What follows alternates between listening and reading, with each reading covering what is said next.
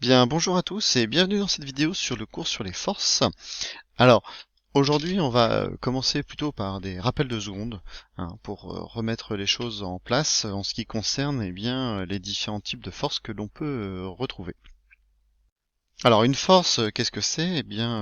Quand vous agissez sur quelque chose, hein, vous allez agir par le biais d'une force, hein. Donc, comme vous agissez, vous allez créer une action, hein. C'est une action donc qui va avoir comme but de mettre en mouvement. Donc, c'est ce qu'on va appeler une action mécanique. On peut aussi appeler ça une interaction, hein. Interaction, ça veut dire que il va y avoir deux actions en même temps en fait, parce que toutes les forces en fait ne peuvent pas agir toutes seules. Il faut absolument qu'il y ait deux forces, hein, c'est obligatoire. S'il y a une force, si vous agissez sur un objet, eh bien cet objet va aussi agir sur vous. Hein, par exemple, si vous tapez du poing sur la table, bah, en fait oui, en effet, votre poing va taper sur la table, mais aussi la table va vous taper dessus, et c'est ça qui va vous faire mal. Et bien quand vous tapez du poing sur la table. Donc les forces, en fait, elles agissent toujours par paire. Il faut toujours qu'on va dire qu'on ait un auteur, quelqu'un qui va agir, et un receveur. Je peux pas faire une force tout seul sans agir sur quelque chose, hein, c'est pas possible. Et en retour, le receveur, lui, va agir aussi sur l'auteur. C'est obligatoire et il n'y a pas de contre-exemple là-dessus. Alors, donc dans votre cours là, vous allez pouvoir noter donc une force est une grandeur qui modélise une action mécanique. Voilà, donc une action mécanique, c'est-à-dire une interaction, voilà, entre deux objets. C'est obligatoire. Hein, je suis obligé d'avoir on parle de d'action mécanique, de force ou d'interaction. Moi, j'utiliserais plutôt le terme de force, c'est celui qui me semble le plus simple. Donc exercé par un corps qu'on va appeler l'auteur, voilà, et puis un autre qui s'appelle le receveur. Voilà, donc ça c'est pour les bases. Pourquoi tu veux pas? Voilà. Donc ça c'est pour les bases. Et donc on va maintenant faire quelques rappels sur les classifications des forces. Alors en gros, vous avez deux grandes catégories de forces. Vous avez les forces qui vont s'appeler les forces de contact, et puis les forces qui vont s'agir à distance. Comme leur nom l'indique, les forces de contact, il va falloir qu'il y ait un contact entre quoi? Entre les deux, c'est-à-dire entre l'auteur et le receveur. Donc les forces de contact, nées d'un contact entre l'auteur et le receveur ici. Alors, on peut avoir deux types de contacts. On peut, par exemple, si j'imagine que je prends, que je tire dans un ballon, je vais taper dans un point précis, d'accord. Donc là, par exemple, on va dire qu'elles sont localisées en un point. Ou alors, si je prends par exemple une canne de billard, une canne de billard et que je tape dans une bille, c'est pareil. L'endroit où je vais taper est relativement localisé, est relativement petit, et donc on va appeler ça une force de contact localisée. Donc ça, c'est la première type de force. Donc elles peuvent être localisées en un point. Donc oui, voilà, localisées en un point, c'est ce qu'on appelle donc le point d'application de la force. Donc si j'agis par exemple sur ma boule de billard, hein, je peux, le point où je vais agir, ça va être le point d'application de ma force, et on va considérer qu'il est suffisamment petit pour dire qu'il est localisé. Donc deux exemples que je vous donne. Si je vais un peu vite, vous pouvez mettre sur pause, hein. Donc le tir dans un ballon, hein, par exemple, ou une canne sur une bille de billard.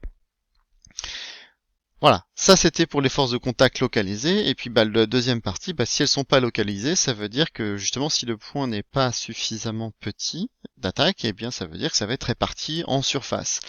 Par exemple, si je prends une voile, le vent dans une voile, dans ce cas-là, je vais considérer que mes forces sont réparties sur une surface. Voilà. Donc je peux avoir deux types de forces de contact, soit localisées dans un point, soit réparties sur une surface.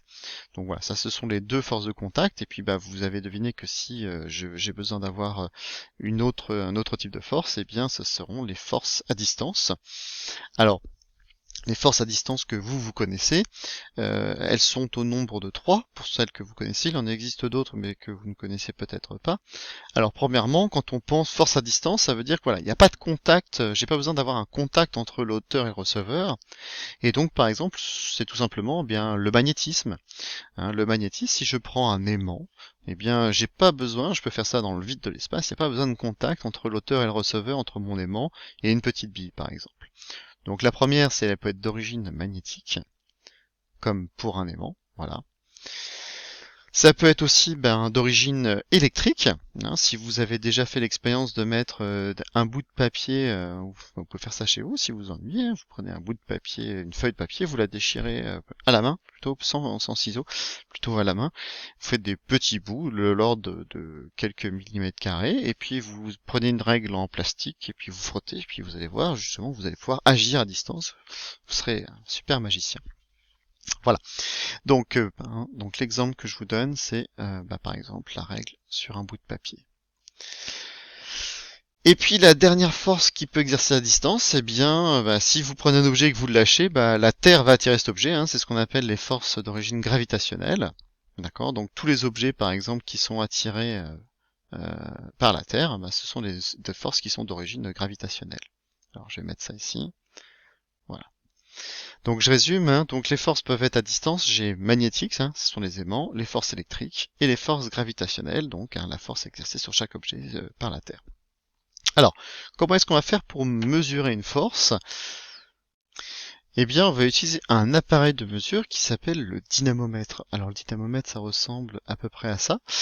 Donc voilà, vous en avez un ici. Donc c'est quoi? C'est tout simplement, j'ai, alors ça se voit pas très bien sur mon image que j'ai que ça. Donc vous avez un coffret en plastique, un petit crochet, puis à l'intérieur, eh bien vous avez un ressort. Et donc évidemment, plus vous allez tirer sur le ressort, plus le ressort va se détendre et plus vous allez appliquer une force donc d'intensité importante. Donc ici, voilà, je peux tirer et puis je peux avoir ici jusqu'à 1. Et puis l'unité ici, vous voyez, c'est en N. Le N, c'est le symbole du Newton. Donc c'est l'unité de l'intensité de la force. Donc les dynamomètres, donc j'en ai des comme ça avec des ressorts, donc là ils sont linéaires. Je peux aussi en avoir des circulaires, donc là c'est pareil, j'ai un ressort mais plutôt circulaire, donc on peut accrocher quelque chose avec un objet, et puis dans ce cas ça tire, et puis je peux connaître la mesure.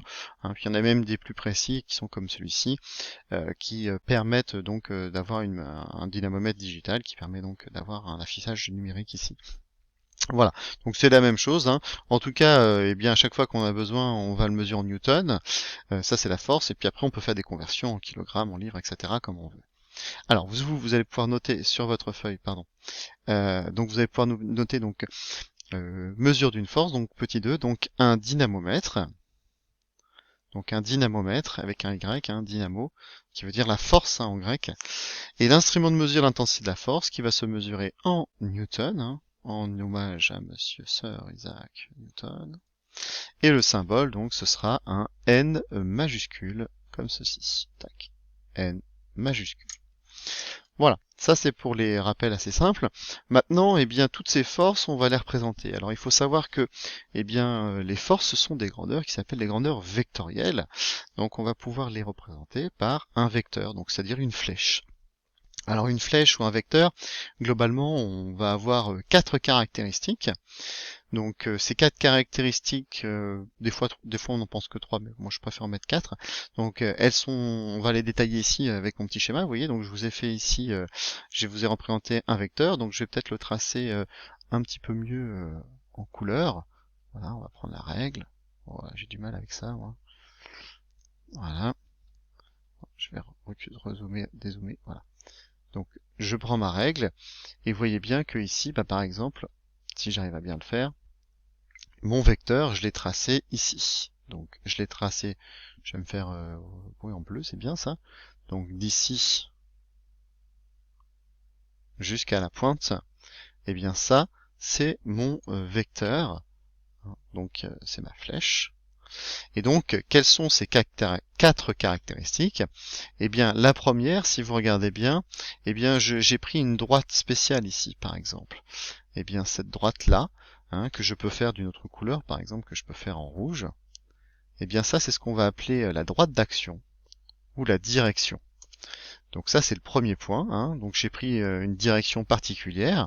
Cette direction particulière, c'est ce qu'on appelle la droite d'action, ou direction, les deux sont possibles. Voilà, alors vous pouvez noter donc le premier point, donc c'est quoi? C'est donc ce qu'on appelle sa droite d'action, hein, c'est-à-dire la direction de la force. C'est ce que j'ai fait ici, c'est ce que j'ai représenté en rouge ici, d'accord? Donc la première c'est sa droite d'action, la direction. Deuxième chose, si vous regardez bien, je suis parti d'un point spécial. Eh bien ce point spécial, c'est mon point d'application. Alors je peux le faire par exemple ici, alors c'est pas très facile, mais voilà, je pars bien d'un point précis, donc je fais une petite croix pour noter le point précis, et ça c'est mon point d'application, c'est le départ de la force. Alors le point d'application par exemple, eh bien d'une force de contact, eh ben, c'est le point de contact forcément. Si c'est une force répartie en surface, souvent on prendra comme point d'application plutôt le centre de la surface. Et si c'est une force à distance, eh bien ce point d'application, c'est ce qu'on appellera le centre de gravité. Par exemple, voilà, si je prends un ballon rond, eh bien le centre de gravité sera le centre du ballon. Voilà, par exemple, qui est uniformément réparti. Voilà, donc ce sera ce qu'on appelle le centre de gravité qu'on notera par la lettre G la plupart du temps. Donc le deuxième chose, c'est le point d'application. Donc vous pouvez noter donc son point d'application. Deux points, c'est-à-dire l'endroit où agit la force. Donc c'est ce que j'ai fait ici en vert, donc c'est son point d'application. Ensuite, j'ai fait une petite flèche ici en bleu, hein, cette flèche qui se trouve à cet endroit-là. Alors je dois bien faire attention à ce que la pointe de la flèche détermine bien toute l'intensité de la longueur, enfin pour toute la longueur. Donc ça va indiquer le sens, hein, donc c'est soit vers la gauche, soit vers la droite, vers le haut, vers le bas, peu importe. Donc c'est le sens, ça veut dire vers quelque chose de toute façon. Donc là je vais un peu tôt vers la droite, on va dire, alors que j'aurais pu aller faire une flèche dans l'autre sens. Et la dernière, eh bien c'est la longueur. Donc ici de là jusqu'au bout de ma flèche, eh bien cette longueur qu'on va appeler soit l'intensité, soit aussi la norme, eh bien ça va dépendre justement de avec quelle intensité je vais pouvoir tirer. Ça va être la valeur en newton. Donc cette valeur, hein, si je tire sur un objet où je tape dessus avec une force de 3 newtons, ça sera son intensité ou sa norme. C'est-à-dire qu'ici c'est juste la valeur. Donc c'est juste une valeur chiffrée qui va donc être proportionnelle à la longueur de mon vecteur si j'ai besoin de le tracer. Alors donc dernière chose, le dernier c'est son intensité ou ce qu'on appelle aussi sa norme. Et donc la longueur du vecteur est proportionnelle à l'intensité. Donc c'est son intensité ou norme. La longueur du vecteur est proportionnelle à son intensité. Alors comment fait-on pour noter ces forces? Alors déjà premièrement, comme c'est une force, ici on va la noter par la lettre F majuscule. Voilà. Alors, je vais peut-être faire ça en bleu, ça va être plus joli. Voilà. Donc ça va être une F, ou alors par exemple pour le poids on mettra P, mais la plupart du temps ça sera F. F majuscule. Alors c'est une grandeur qui est vectorielle, donc il faut absolument que je note ici avec une flèche. Et puis je vais toujours marquer en premier l'auteur en indice, donc j'écris pas bien du tout. Donc l'auteur ici en indice. Un slash, hein, pour dire, voilà, je fais le sur le receveur. Receveur. Voilà. Donc on met toujours le premier en auteur et le deuxième c'est le receveur. Et puis pour les séparer, on met ici un slash. Alors je vous disais, ça vous n'êtes pas obligé de le noter, je vais le faire à côté, mais par exemple pour le poids P, on marque plutôt la lettre P. D'accord, c'est comme ceci pour le poids. Si par contre j'ai besoin de noter que sa valeur, que sa norme, ou enfin son intensité, et bien dans ce cas-là on a deux possibilités. Alors je vais juste faire une flèche ici, enfin un F avec une flèche pour dire que c'est la force. Donc si j'ai besoin de la norme je la noterai de deux manières, soit comme ceci, avec deux barres, ça c'est la notation mathématique, ou alors je ne ferai qu'une seule flèche, je ferai un F mais sans la flèche. Donc si je vous demande la valeur du poids, bien juste la valeur du poids, je mets pas de flèche parce que c'est juste une valeur. Si je demande de représenter un vecteur poids, par exemple, il faudra mettre une flèche sur ce symbole-là. Voilà. Bon, ça, je vais l'effacer, c'est pas à savoir. Enfin, si, je vous sais à savoir, mais c'est juste pour vous. Alors, si vous prenez la feuille suivante, donc on va noter juste les 3 petites remarques que j'ai fait. Donc, le point d'application d'une force à distance ou des forces réparties en surface, eh bien, c'est ce qu'on va appeler donc le centre de gravité. Donc, c'est le centre de gravité que l'on va noter G majuscule. Voilà. Le point d'application d'une force de contact localisée en un point est le point donc de contact, forcément, puisque voilà, c'est le point de contact. Et puis dernière chose, si on ne s'intéresse qu'au mouvement global d'un système, le système c'est l'objet d'étude en fait, eh bien on peut alors ramener l'étude à un seul point du solide qu'on appelle donc le centre de masse, qu'on va noter aussi G, centre de masse, centre de gravité, ça va être la même chose. Voilà. Alors, dernier point en ce qui concerne les rappels, eh bien c'est ce qu'on a appelé l'année dernière donc le principe d'inertie, et puis un petit point aussi sur l'équilibre d'un système. Alors, pour le principe d'inertie, je vous propose de regarder une petite vidéo. Donc ici, voilà, c'est une vidéo qui a été faite par l'ESA. Et donc, en fait, c'est dans la station spatiale internationale qu'on appelle l'ISS, donc qui se trouve en orbite et qui tourne autour de la Terre. Et quand on est à l'intérieur de cette station, eh bien, on ne ressent pas les effets de la gravité. Donc, on ne ressent pas les effets de la gravité. Je rentre pas dans les détails pourquoi, mais voilà, on ne ressent pas les effets de la gravité. Et donc, du coup, ici, si je prends une balle et que je la laisse tomber, enfin, si je la lâche, eh bien, qu'est-ce qui se passe? Voilà, la balle, voilà, elle flotte dans l'air, elle ne bouge pas. Donc ça veut dire que là, si je n'applique aucune force bien à mon objet, et bien dans ce cas-là, il ne bouge pas. Deuxième chose, par contre, là, la personnage là va souffler dessus, d'accord? Alors si vous regardez bien, donc là on souffle, là on agit dessus, et dans ce cas-là, si on regarde bien la trajectoire de votre balle, eh bien la trajectoire de la balle, eh bien elle va se mettre en mouvement déjà d'une, et elle va avoir une trajectoire rectiligne uniforme. Elle va avoir un mouvement rectiligne uniforme. Si je n'agis pas sur cette balle-là, eh bien elle va continuer indéfiniment à aller en ligne droite, toujours à la même vitesse. D'accord? Alors si je continue la vidéo,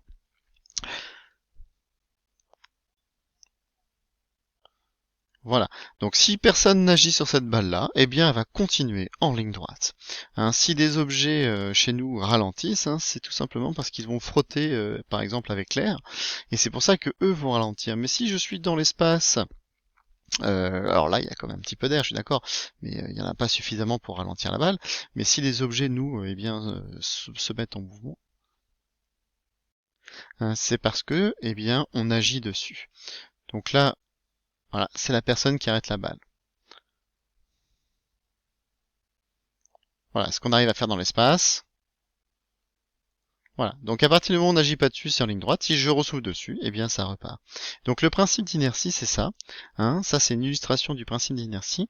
Et donc qui va vous dire que, en fait, si vous avez un système qui n'est soumis à aucune force, ou alors l'autre cas, c'est s'il est soumis à des forces qui se compensent, et bien dans ce cas-là, il va persévérer dans son état de repos s'il était au repos, et par contre, il va avoir un mouvement rectiligne uniforme s'il était déjà en mouvement. D'accord? Donc en gros, le principe d'inertie vous dit que si je suis au repos et qu'on n'agit pas dessus, je vais rester au repos. Et le deuxième cas, c'est si je suis en mouvement de translation rectiligne uniforme, et bien si je n'agis pas dessus, je vais toujours garder ce mouvement-là. D'accord? Alors on va pouvoir le noter ici. Alors dans un référentiel qu'on appelle galiléen, alors je mets ça parce que sinon c'est pas vrai ce que je raconte. Un référentiel galiléen, on va dire simplement, c'est un référentiel justement où le principe d'inertie est valable. Donc bon, peu importe. Donc si le centre de gravité du système est donc isolé, isolé, qu'est-ce que ça veut dire? Ça veut dire qu'il n'est soumis à aucune force. Voilà, c'est le cas ici qu'on avait ici dans l'espace. Si je prends ma balle dans l'espace, là, dans la station spatiale, et que je la laisse, eh bien globalement, il est un système, on va dire, isolé. Ou alors, plus simplement, un système pseudo-isolé, alors c'est un peu plus ce qui se passe dans la station spatiale, peu importe. Pseudo-isolé, ça veut dire que justement, il est soumis à des forces qui se compensent. Voilà, c'est-à-dire que si j'ai une force qui va d'un côté et de l'autre avec la même intensité, eh bien ce sont des forces qui vont se compenser. Donc si mon système... Je vais essayer de le mettre un peu mieux. Non, c'est pas mieux. Donc je répète, parce que là c'était peut-être pas très clair. Donc dans un référentiel galiléen, si le centre de gravité d'un système isolé c'est-à-dire soumis à aucune force, ou alors pseudo-isolé, soumis à des forces qui se compensent, alors il persévéra dans son état de repos, s'il était au repos, évidemment. Persévérer, ça veut dire que s'il était au repos, il va rester au repos. Et soit dans son mouvement, donc rectiligne, uniforme, ici. Je sais pas très bien positionné mon machin. Zut. Oh. Oh. Pourquoi tu veux pas, toi? Voilà, pardon, excusez-moi. Euh, ouais, je vais me mettre ici, comme ça, au moins il m'embêtera pas. Voilà. Alors, ce qui est très important, c'est que la réciproque est vraie. Ça veut dire que si j'ai affaire à un objet qui est au repos, c'est-à-dire qui ne se déplace pas, ou un solide qui est en mouvement rectiligne uniforme, je sais que justement il est soumis donc soit à des forces qui se compensent, soit à aucune force. D'accord? Voilà, donc n'importe quel objet, si je sais qu'il est au repos, je sais qu'il n'est soumis à aucune force ou à des forces qui se compensent. D'accord? Et c'est la même chose pour un mouvement rectiligne uniforme. Si je vois un objet qui est un mouvement rectiligne uniforme, je sais que soit il n'est soumis à aucune force, soit il est soumis à des forces qui se compensent. D'accord? Ça c'est très important, c'est la conséquence principale du principe d'inertie, c'est l'équilibre d'un système. Un équilibre, justement, ça veut dire que ça ne bouge pas. Donc nous, on va plutôt s'intéresser au cas où justement si un objet ne bouge pas. Et donc, dans ce cas-là, si un objet ne bouge pas, est immobile, eh bien, on va dire qu'il est en équilibre. Et dans ce cas-là, je sais que soit il n'y a aucune force, d'accord, qui s'applique sur lui. Bon, sur la Terre, c'est quand même très rare, puisque sur la Terre, vous avez forcément le poids. Donc, ça veut dire que forcément, eh bien, toutes les forces qui vont s'appliquer dessus, eh bien, leur somme va être nulle. Alors, comment est-ce qu'on va faire pour nommer ça? On vous dit donc la somme des forces extérieures appliquées à un système qu'on appelle donc soit la somme des forces, soit ce qu'on appelle la résultante des forces. Alors, vous pouvez noter donc la résultante des forces, c'est ce qu'on appelle la somme des forces. Et donc comment est-ce qu'on va la noter? Alors on va la noter, la somme en mathématiques, ça se note par la lettre sigma majuscule, c'est-à-dire cette lettre-là. D'accord? Donc ça, c'est la lettre sigma majuscule qui veut dire somme. Donc la somme des forces. Donc pour les forces, je fais un F et je fais une flèche par-dessus puisque c'est une grandeur vectorielle. Donc voilà, la somme des forces, c'est comme ça qu'on va la noter. Et donc, conséquence, si un système est en équilibre, alors, eh bien, je sais que cette somme des forces, sigma F, eh bien, est égale au vecteur nul. D'accord? Ça, voilà, ça c'est très important, ce principe d'inertie, c'est ce qu'on appelle aussi la première loi de Newton. Il y a eu 3 lois de Newton sur ce thème-là. Il fait d'autres choses, mais voilà, sur les 3 lois de Newton, ça c'est la première. Elle est très importante. Voilà. Alors ça c'est terminé pour cette première partie de la vidéo. Je vais bientôt faire une deuxième pour la suite. Voilà. Au revoir.